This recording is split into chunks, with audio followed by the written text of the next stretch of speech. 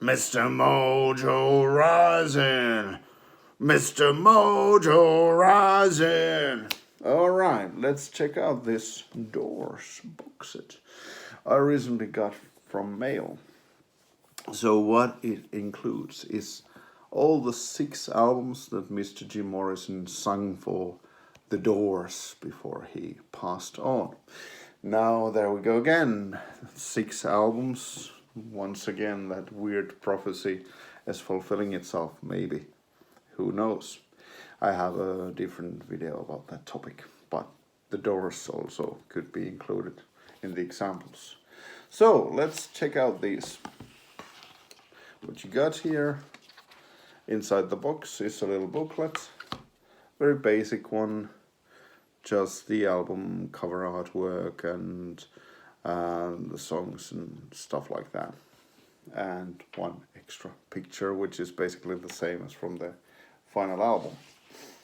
So they started their career in '67. Here's their legendary first album and second album released that same year, Strange Days. The first one was just the Doors, basically. Here's Waiting for the Sun. This is from '68. '69, and the Soft Parade. This is the one that people usually think is the weakest of these 6. And here's Morrison Hotel from '70, and then LA Woman from '71. So, which is my least favorite? I can understand that many people don't enjoy Soft Parade, but actually, I'm not a big Doors fan. So, Morrison Hotel, I think it's very straightforward blues album, and I don't know, it doesn't sound that interesting to me. I mean, it has some classic songs like Roadhouse Blues, Waiting for the Sun is a cool track, Ship of Fools, Land Ho, but yeah, the other half of the album is kind of not that interesting. I guess Queen of the Highway is fine as well. So about half of this album is pretty cool, but the rest is just kind of boring, uninteresting. Whereas the Soft Parade, it's at least very weird, the opening track, Tell All the People. It really kind of shocked me with all the string arrangements and the horn sections, and it's like really lush production, so that kind of weirded me out. But Touch Me, even though it's a hit single, I think it's a pretty cool track.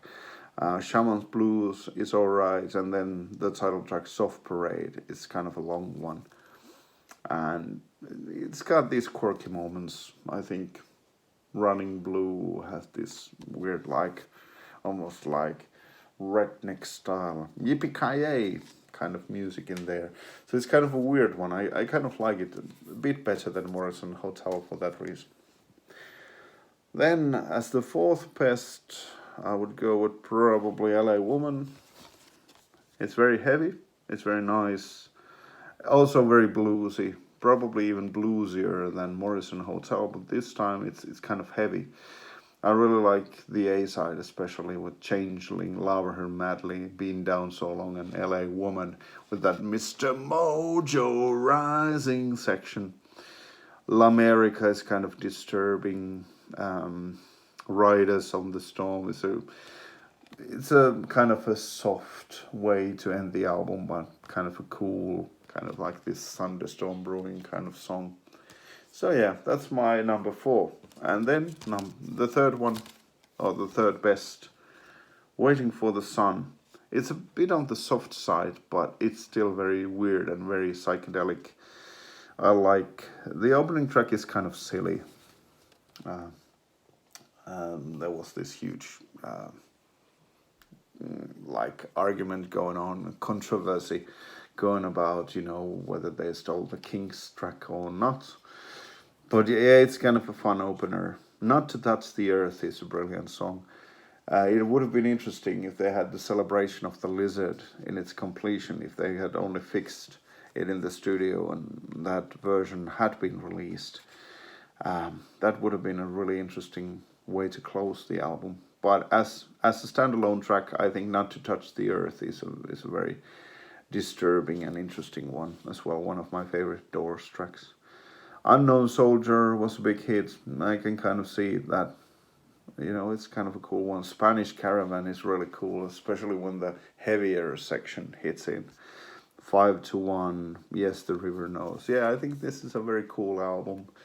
Definitely check this one out.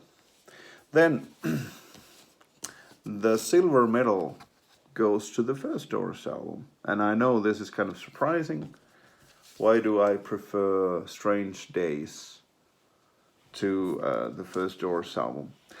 Don't get me wrong, this is a really solid, really good album. It's got all the big hit singles, Break On Through, To the Other Side, Light My Fire. It's got the really apocalyptical, The End. I also like the End of the Night. Crystal Ship is really beautiful. Soul Kitchen is kind of, the regular kind of Doors tracks that you get, but it's still nice and heavy. I like these two early ones quite a lot because there's this really strong element of danger in there, and they're often very heavy, and Jim Morrison often shouts and sounds really ugly here, so I kind of like that one. I think this is a really solid album. There's nothing wrong with this one. I would give it 9 out of 10. There are a couple of tracks that I don't really care for that much. I guess Backdoor Man, maybe 20th Century Fox, Take It As It Comes. Those tracks don't do much for me, but the rest 8 are really cool tracks. But this is my favorite. It's such an artistic statement. Even you can see it on the cover artwork already. All these weird things happening, all those circus people doing their things. I just like every single song here. It opens up with Strange Days, which is really weird, mystical, weird, strange track. Then there are some of these really sad ones like Unhappy Girl, Your Lost Little Girl kind of tracks. Horse Latitudes is damn right scary. And yeah, it's a spoken track, so it's a weird one with all these sound effects. But it's not too long. It's only 1.5 minutes. And I actually like what it brings here is this element of danger, Doors at its best is capable of doing these bluesy tracks, but also this kind of soft and poppy tracks, but then also there's this element of danger and anger, and that really interests me. There's also a pretty lengthy closing track called When the Music's Over, which I like. I think I actually prefer that one to The End, even though The End is more classic. I Can't See Your Face in My Mind is really beautiful and haunting. And, Moonlight Drive is a cool track. I like every single thing here, so I would give, in considering in the Doors scale, I would give this 10 out of 10. I mean, this album is absolutely my favorite. But you should also get their first album, definitely. It's a classic. It's got all the hits. I would personally get both of these two. Then, Waiting for the Sun, it's a bit more mellow, but still plenty of stuff to like. Then if you want to hear Doors as a more straightforward blues band, check out LA Woman. And then I'm not a huge fan of the Soft Parade, even though it has a couple of really interesting, cool tracks. And even Morrison Hotel does have some interesting tracks. So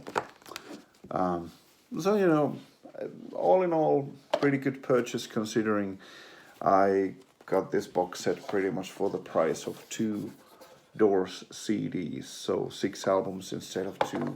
That's a pretty sweet deal. So there you go. Mr. Mojo Rising.